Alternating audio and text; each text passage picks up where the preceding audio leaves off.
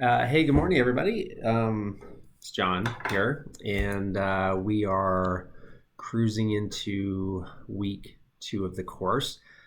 Just wanted to cover a couple things from the first week and talk about a uh, few things with respect to Module Two. Particularly, I just wanted to give a quick overview of the legal system.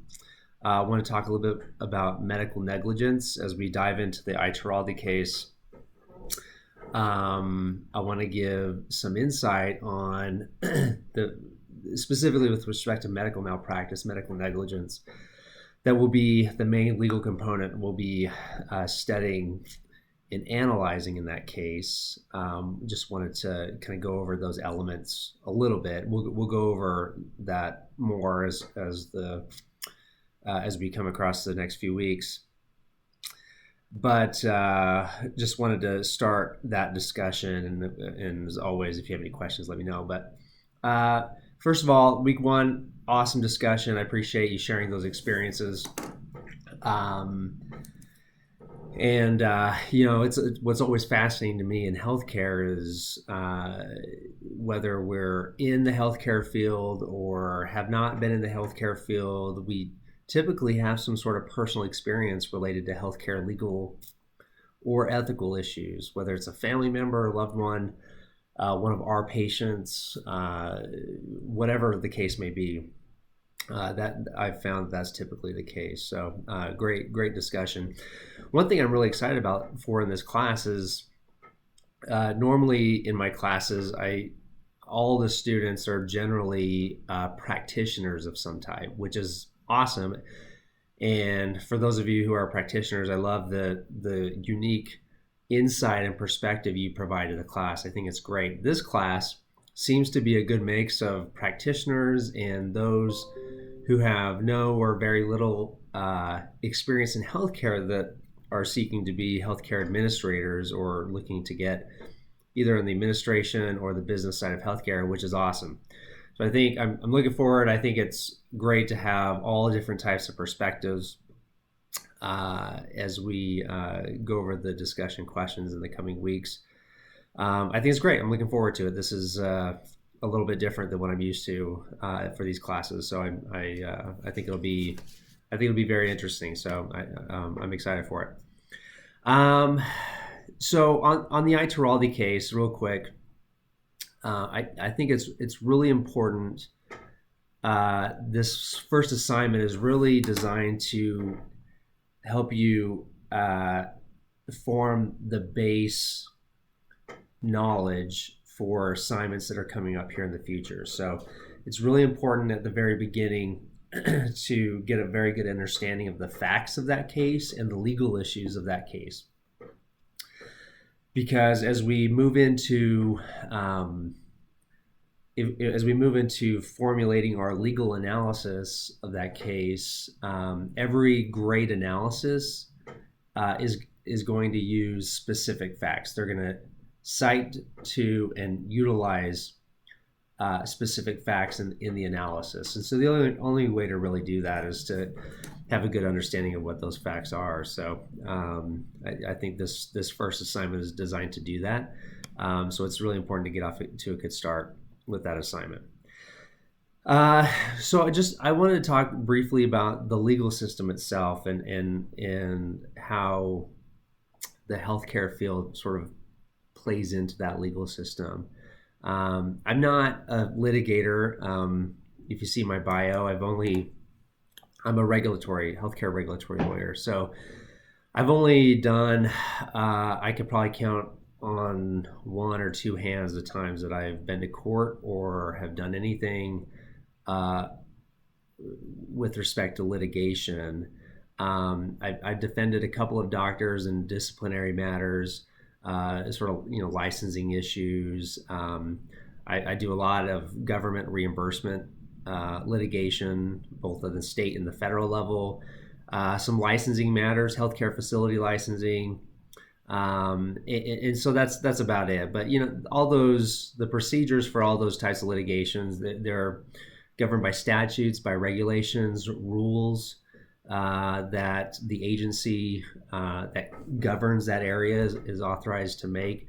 And I want to talk a little bit about negligence for a bit, medical negligence, which is not an administrative case. It's one that's typically brought in state court.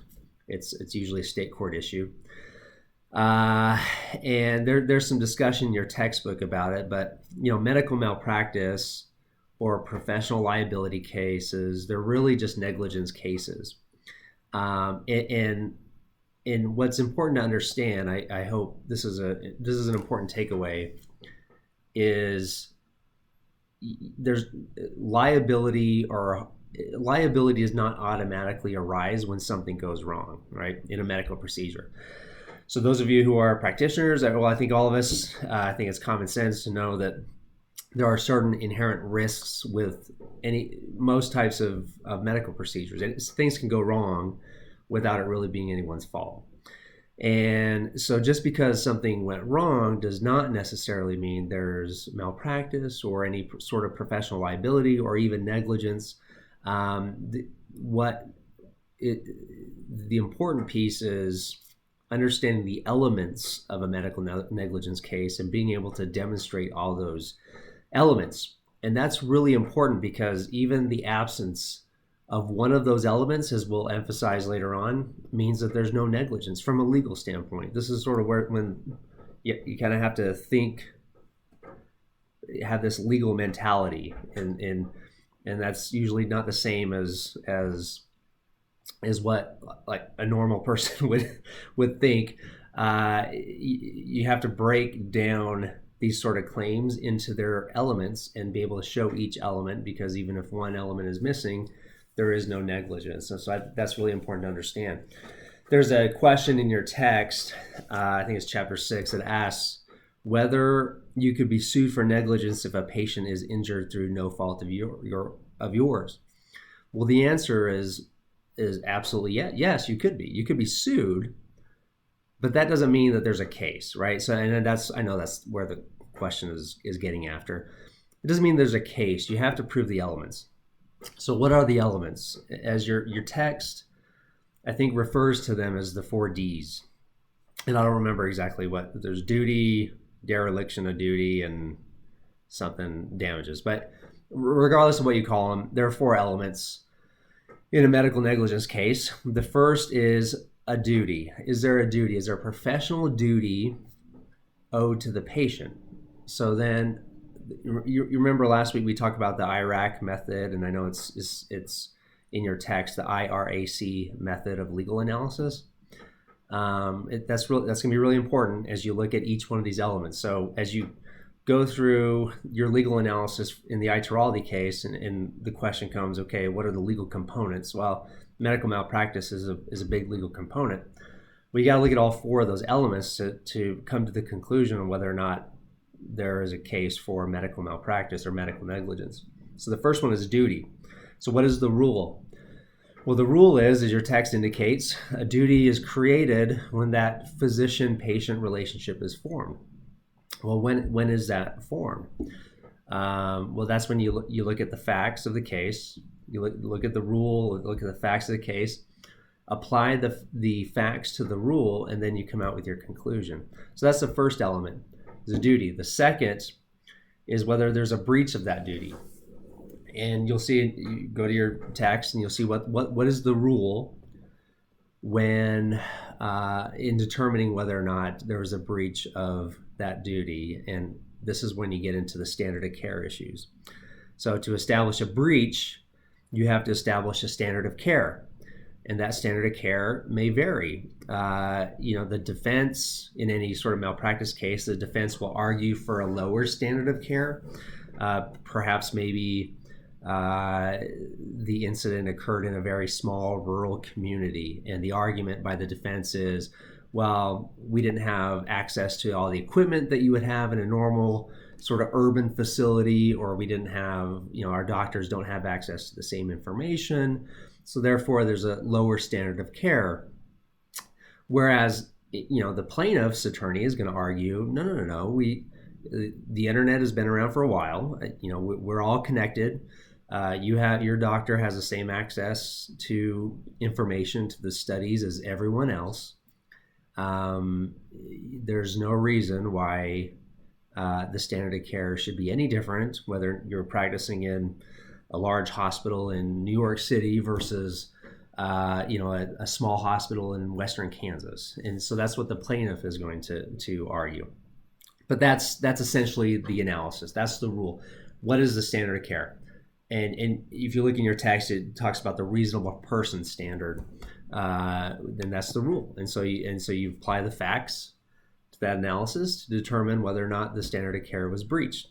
So the third element is causation.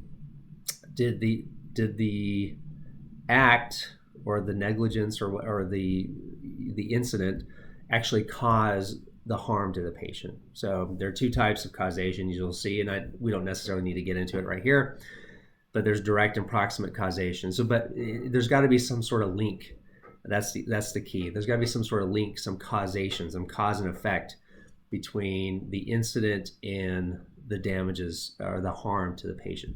And of course, the last element is, were there really damages? Was there harm? Well, there's no reason to have a lawsuit if there's no harm, if there are no damages. I mean, that's the whole point of bringing the lawsuit. So, so then that's when you get into, well, what are the damages? This is, it gets really messy when you start arguing. Well, the patient was really young versus really old, didn't have a lot of life expectancy left, and so the damages are less. Terrible things to think about, but that's the reality of sort of the calculation of what damages may be in this sort of case. So those are the four elements, and those four elements, I can't emphasize this enough, have to be analyzed individually, cite the rules, apply the facts, and then come out with a conclusion of each one of those facts or each one of those elements. Again, this is important because even if you're missing one of those elements, that means there's no negligence. There's no negligence from a legal standpoint. So, for example, you established that there was a duty. You established that there was a breach of the standard of care, but there's no causation, right? I'm not saying that's the case in the Itiraldi case. I'm just giving you a hypothetical. But let's say there's no causation. Well, it doesn't matter how much the doctor breached the standard of care as it pertains to that case. There's no negligence. Let's say there was a duty. The breach, you can prove that the doctor breached the standard of care. There was causation, but there's no damages. Again, from a legal standpoint, it doesn't matter that there was a duty and that there's a breach of the standard of care and that it even caused the harm. If there are no damages, then there's no negligence case. And so it's really important to analyze each one of those elements in looking at the legal components, particularly for our purposes, of the Itiraldi case. That's sort of it's a concept that's tough to get used to, but just kind of just remember you got to break down the legal components to their elements. Again, I'm available if you want to talk through anything. Text me, call me, post a discussion question for everyone to see, which is fine. Because if you have a question, I'm sure there are others in the class that have it as well. It's totally up to you, but I am available to talk through any of this. The last thing is healthcare is a profoundly regulated industry, and we're going to go over some of those regulations, some of those laws in the coming weeks, but there's just no way for us to really cover comprehensively all of them, and that's not the purpose of this class. Again, my main objective for you is to find value out of this class, and in my opinion, the best takeaway that you can have in this class is to understand legal analysis, is to understand how to think about issues critically. So when you look at a set of facts, your response isn't, oh, well, that's negligence, because in your mind you'll think, Well, is it negligence? I don't know. I mean, there are four elements to negligence. Let me think about this. Do we have a duty, a breach of duty? Da, da, da, da. Because negligence is a legal term of art that consists of other components. When we get into the HIPAA discussion question here in a couple weeks, the question will be, is there a breach? Well, the term breach under HIPAA is a defined term that is very long and it contains exceptions. So you can't just look at a bunch of facts and say, oh yeah, well that's a HIPAA breach or not a breach. Actually, it requires an entire analysis, an assessment of whether or not there was actually a breach. So that to me, that's like one of the big takeaways that you can have from this class that can provide value to you as you go on in your careers. But things like HIPAA, we're going to talk about Stark Law, the anti-self-referral law for physicians, anti-kickback statute, which is actually, there's a civil component to that, but there's also a criminal component to that. It's a criminal statute. Different Medicare conditions for coverage, conditions of participation for those providers and facilities that are Medicare participants. False Claims Act, beneficiary inducement prohibition, which is part of the civil monetary penalties law, different Medicaid rules and regulations, state fraud and abuse laws, insurance regulations, privacy rules, state privacy rules, patient abandonment rules, state licensure rules, accreditation rules, informed consent laws, Good Samaritan laws, living wills, DNRs, end of life laws, antitrust laws, facility specific laws. Like there are specific laws related to ASC or ambulatory surgery centers, for example, or SNFs, or critical access hospitals, etc. FDA laws, we're going to get into a little bit about FDA laws and regulations, drugs and medical devices, clinical research, and then the many other different agencies and regulations that govern clinical research and trials. There are a lot. Scope of practice and medical records issues. And we'll talk a little bit later about how some of these are governed by federal law, some are governed by state law, and some are governed by both federal and state law. And what does that mean when both federal and state laws govern a particular issue? So we'll talk a little bit about that. But my point in saying that is that it's a highly regulated industry. And it's important to have this skill of legal analysis in order to think about some of these issues critically. That's all I have for you today. I will post this here shortly. But again, if you have any questions, comments, concerns, anything, please feel free to reach out. And I hope you have a great week. Thanks. Bye.